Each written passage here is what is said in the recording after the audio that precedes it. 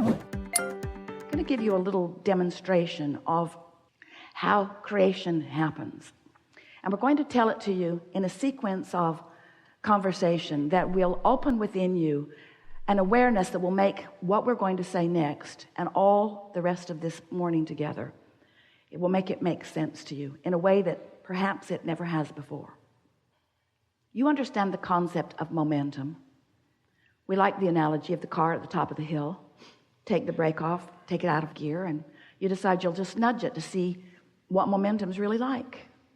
So you nudge your car, and it begins to move over the crest of the hill, and then you realize you don't need this demonstration. You know from life experience what momentum in this case will be.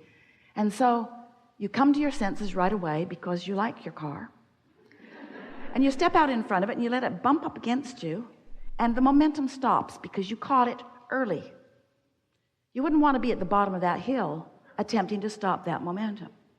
So when we notice, or you notice, that you've got a belief going that doesn't serve you, and we say to you, it's simply a momentum of thought that isn't serving you, part of you wants to argue about it because you believe it because it has been happening. It's a reality that you've observed, and so therefore it seems like it should be believable.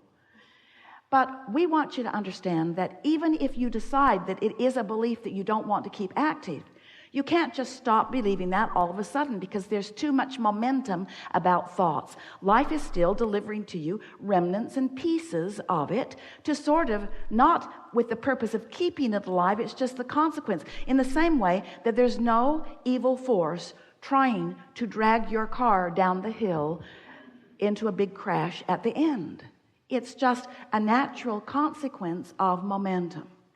So when you realize, or this is what we want you to realize, is that there is a point, an earlier point, where the momentum is easier to stop or easier to slow. There is a point in every conversation on every subject where it's easy for you to begin the momentum in the direction of what you want. And that's that emotional place. That's that emotional center. That's that unconditional place. Hear these words and try to feel the resonance with them just a little bit. So, all right, you got that, didn't you?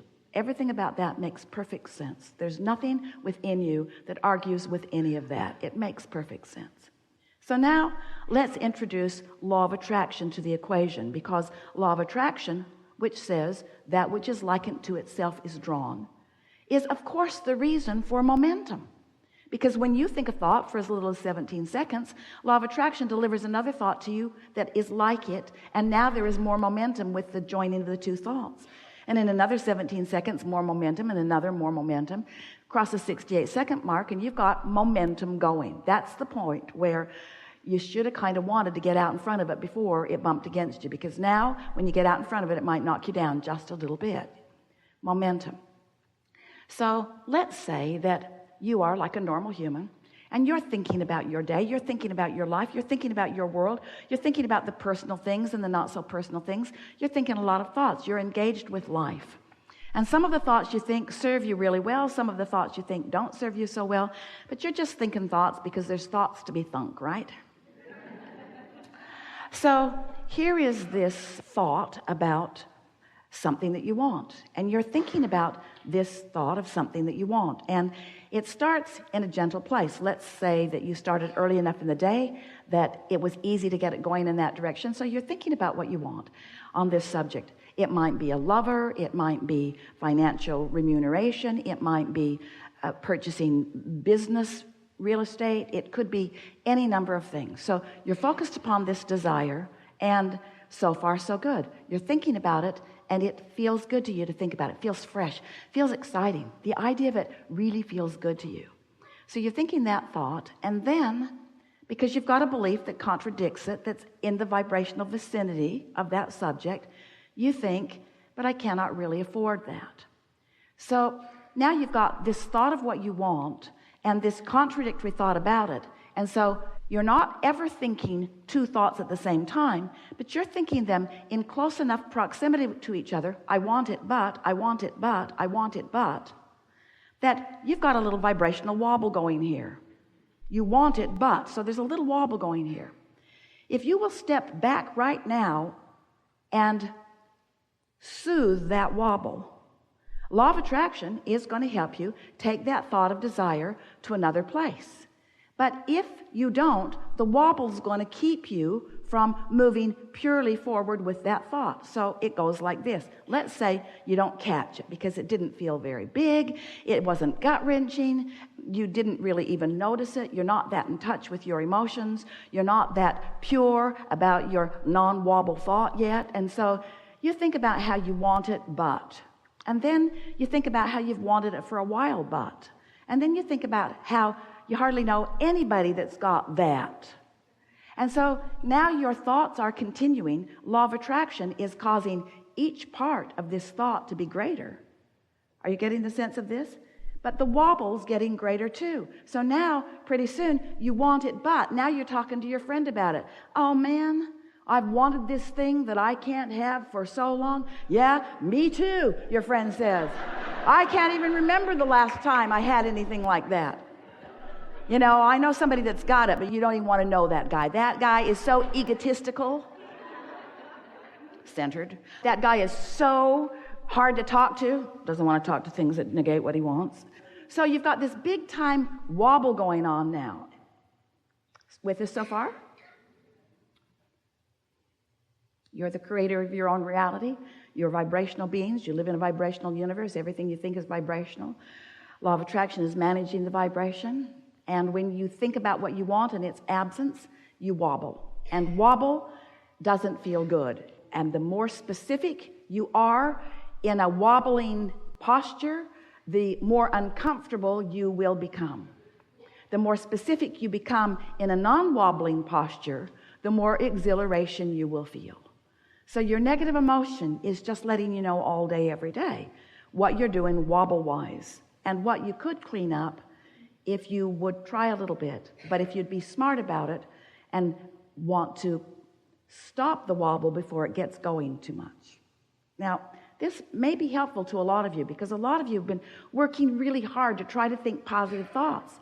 And sometimes you say, but it's more like my thoughts are thinking me. It's like my thoughts are thinking me. And we want you to realize that's never the case. But sometimes the momentum makes it seem that way. So the rule of thumb is to get as far into the good feeling thought as you can without wobbling. And in the moment that you start to wobble, back up from it just a little bit. Back up from it just a little bit. So we can feel you're with us so far. Now I want to introduce into this conversation another subject that you as humans have been talking to each other, talking about for a long time. And that's the subject of unconditional love.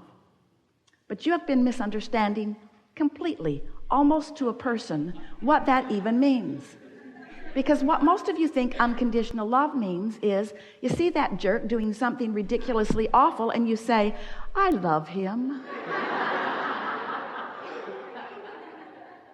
Because by the time he feels like a jerk to you, you're wobbling and you are not in a place of unconditional love. It's gone too far before you caught yourself in the middle of it, you see. So what unconditional love is holding vibrational alignment with who you are, no matter what the conditions are around you. It's a steady footing no matter what. Someone said to us the other day, Abraham, how do you get rid of doubt? And we say, we love you so much and you're not going to like us very much after this answer. But the way you get rid of doubt is before it starts. Because if you wait until you're wobbling that much about something, now you just can't turn around on a dime like that. It's not likely that you're going to change the thought. You have to start at an earlier place. So that's why we wanted to demonstrate for you this wobble as it gets out there further and further with more details, more distance between what you really want and who you really are and what you're believing in this moment. Big time wobble in your vibration. So unconditional love, you can understand this, you'll get it easily if you just think about the emotion rather than the details that are causing it. If you just think about how you want to feel rather than the conditions that cause the way that you feel. Just go there in your mind for a moment. Just think about what it feels like to feel love.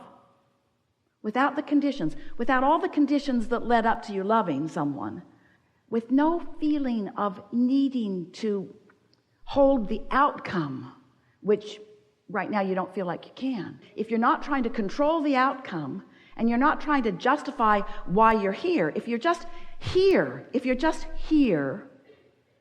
can you feel how you could, if you would try just a little bit, you could find an emotion? So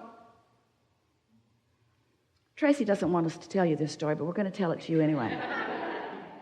And Esther's not sure she wants us to tell it to you, but we're going to tell it to you anyway. Because we tell stories unconditionally. We don't give a rip what you think. So Esther and her family were at the Spurs game the other night. Spurs are the basketball team in San Antonio. And they are in the championship. It's the finals. And it was the first game of the 7-game series, and Esther is hooked on it. So they are at the game, and the air conditioner in the stadium was not working. And there are 18,000 people in there. And it was hot, San Antonio. So everyone was fanning themselves, and the crowd was having a good time. And they are playing the Miami Heat, which Esther blames them for the heat. So the game is unfolding, and it is not really looking as good as Esther wants it to look for the Spurs. She can feel the energy is down. The other team is doing better. The other team is a bit ahead. Esther has seen this before. She's been watching lots of the games. She sees when the momentum starts tipping one way or the other sometimes. And so she's sitting and she's thinking about it and she's enjoying it. And she, like the other 18,000 people, is fanning herself with the fan. And Tracy says to her mother, as she has decided that she's going to clean up her vibration by making a list of positive aspects.